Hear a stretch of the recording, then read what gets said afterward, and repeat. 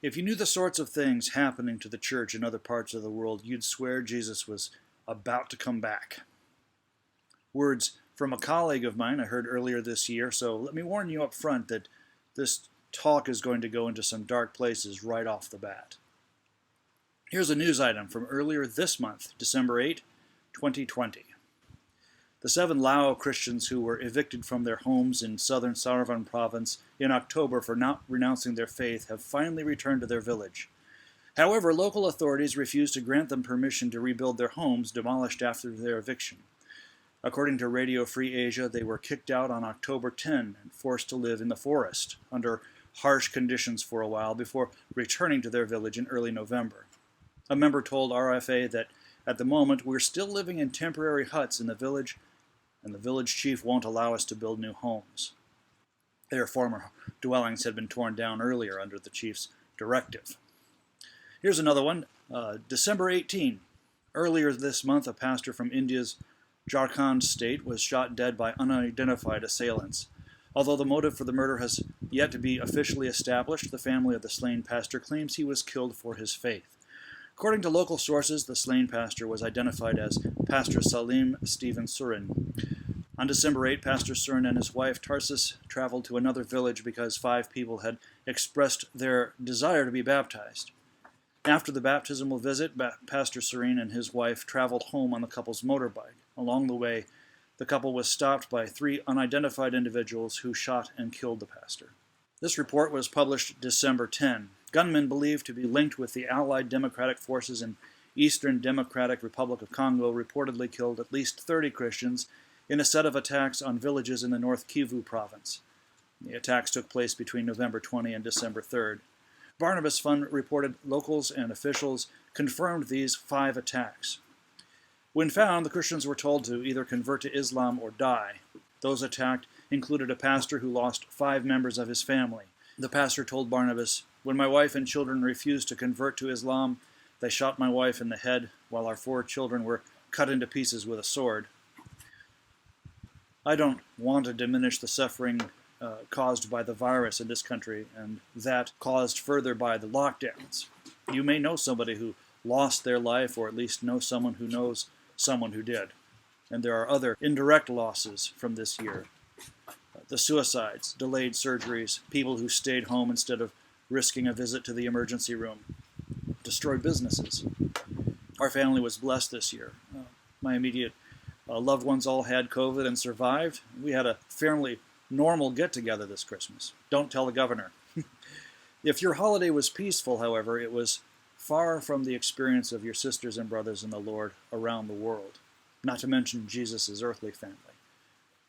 In the Christmas story, the Magi, wise men or astrologers, precursors to what we might call scientists, came to the house where the little family was staying.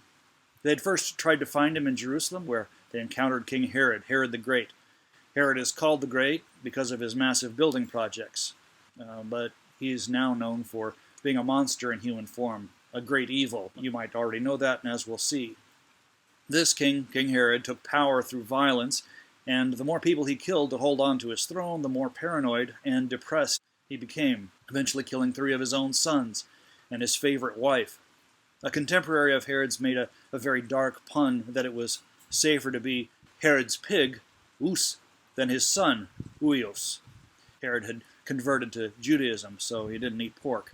He's nearing the end of his life at this point in the Christmas story, and may even have been suffering already from a horrible infection that would kill him. Joseph and Mary never met Herod.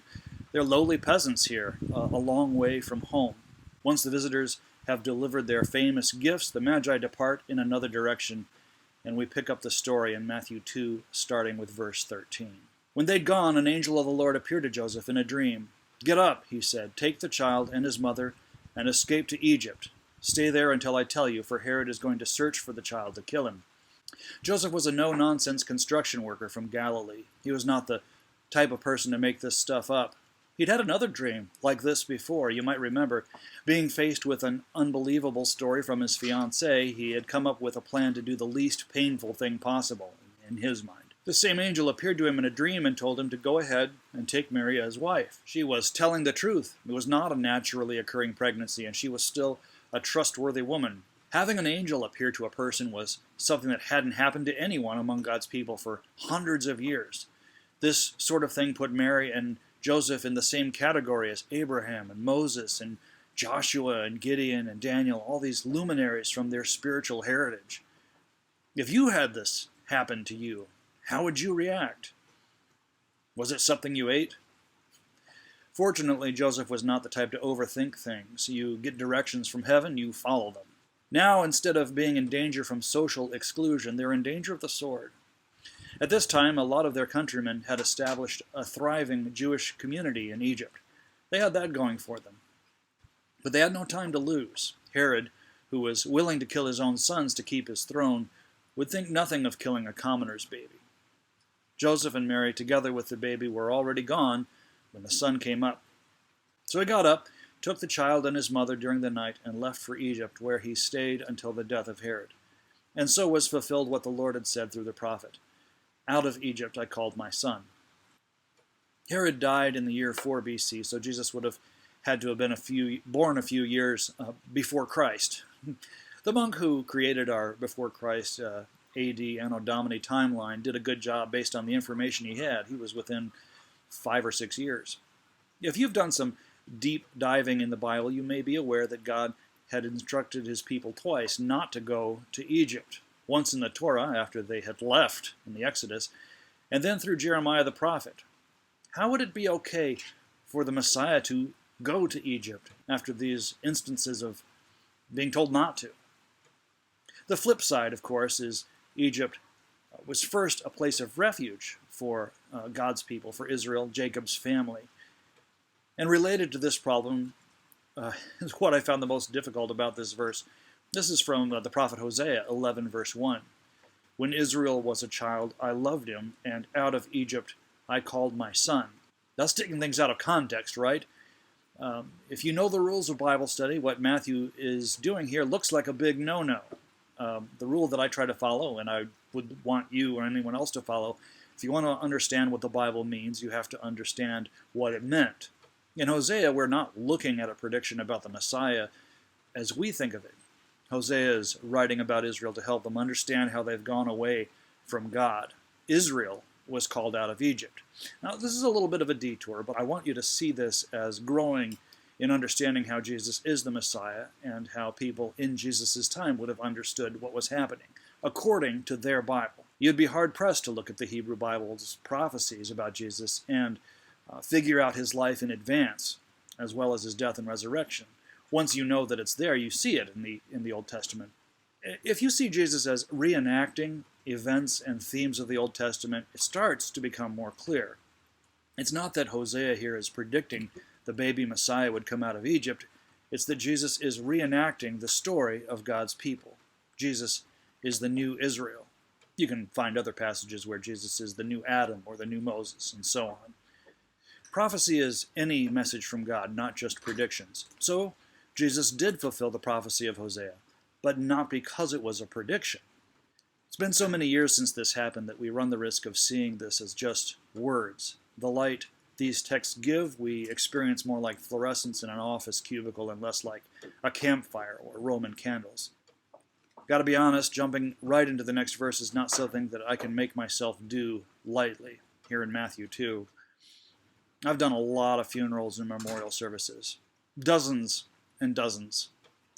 By the grace of God, the majority of the funerals that I've done have been people who came to the end of their natural lives. Older folks who've been walking with the Lord a long time. But not all of them were like that. People who died in accidents, suicides. The worst are kids. One couple lost 2 different babies to premature birth. The first one almost made it. He was right on the edge. A couple years later, his little sister came along, and she was too small from the beginning. And you have to ask, if children are such a big deal to Jesus, why does he let this stuff happen? And so we're in verse 16 of Matthew 2. When Herod realized that he had been outwitted by the Magi, he was furious, and he gave orders to kill all the boys in Bethlehem and its vicinity who were 2 years old and under, in accordance with the time he had learned from the Magi. This atrocity here in the Gospel of Matthew is what we know Herod for more than anything else, more than his building projects, more than his rule over his corner of the world, killing these babies. Bethlehem was a small town, so we're talking perhaps between about 10 and 30 little boys. But if it's your child, all it takes is one baby. What was it like to be a mom or dad in Bethlehem the day that this happened? The soldiers going from house to house. I imagine the neighbors hanging on to each other and sobbing. Matthew tells us, verse 17, then what was said through the prophet Jeremiah was fulfilled. A voice is heard in Ramah, weeping in great mourning, Rachel weeping for her children and refusing to be comforted because they are no more. There's a certain irony in the Christmas story. You don't have to look far into the details to realize it's not really a kid's story. The very concept of what is suitable for children is an innovation that comes from the people of Jesus because of his unique teaching on the value of children in the sight of God. There are things in the story we'd rather children not know. Jesus died for humanity, and yet here at the beginning, these little children, in a sense, die for Jesus. We're not yet through the second chapter of the Gospel, and here this is. It's now called the Massacre of the Innocents. Herod the Great killed so many people that a few kids in a small town amount to an afterthought. This is his reputation now because of who he tried to kill and missed. What do you do with the story? At Christmas time, we celebrate togetherness and sharing presents and food. If you've made it this far in the sermon, you know that Jesus came to die for humanity and absorb our sins so that we could be right with God and enter a new heaven and a new earth. But in the meantime, we're still down here with this. You know, more people have died for their faith in Jesus during the last few decades than through all Christian history put together. I'm including the Reformation and the Inquisition and the persecutions under the Roman Empire. Maybe this should bring some humility and gratitude to our celebrations. Maybe when local authorities shut churches down over the virus, we can keep a little perspective, even if we work to reopen or meet in other ways. Or really anything that happens to us because of our choices to follow Jesus. Certainly we can pray for the persecuted church, maybe support them with giving, maybe recognize Jesus in them. To the church in Colossae, the Apostle Paul wrote, Colossians 1 verse 24, I now rejoice in my sufferings for you, and fill up in my flesh what is lacking in the afflictions of Christ, for the sake of his body, which is the church. Kind of a strange verse. Isn't Jesus' death on the cross enough to make us right with God once and for all? Well, indeed it is, but as several commentators have noted, what the church had not seen with their eyes was the actual in-person sufferings of Jesus. When Paul or any Christian suffers for trying to follow their master, that makes his sufferings visible. Jesus said, I've not come to bring peace, but a sword. These children, and perhaps even more their families in Bethlehem, were the first to suffer for Jesus, but they were not the last. What you and I have that these people did not is a choice. Things will have to get a lot worse in this country before they even come within shouting distance of what the church is going through right this minute in other places around the world. They're already in a time of trouble, if not the time of trouble. What they're doing is making the sacrifice of Jesus visible to the rest of us. Are you willing to suffer for Jesus? Am I? The flip side is this. These innocent babies that died here at the beginning of Matthew's gospel are part of a much larger story. I don't think that would help their families much in their time of grief. But if you suffer in the name of heaven's purposes, you do not suffer in vain. We could start with Jesus and work our ways backwards. This is from Hebrews chapter 12, starting with verse 2. Let us fix our eyes on Jesus, the pioneer and perfecter of faith. For the joy set before him, he endured the cross, scorning its shame, and sat down at the right hand of the throne of God. Consider him who endured such opposition from sinners so that you will not grow weary and lose heart. Jesus did what he did to reconnect the human world with the divine realm. These two were separated, cut apart by human sin, and could only be fixed by his death. He didn't suffer just to suffer. He suffered because he wanted to be with you and me. We can follow it up here. Romans 8, verse 17. Now, if we are children, then we are heirs, heirs of God and co-heirs with Christ, if indeed we share in his sufferings, in order that we may also share in his glory.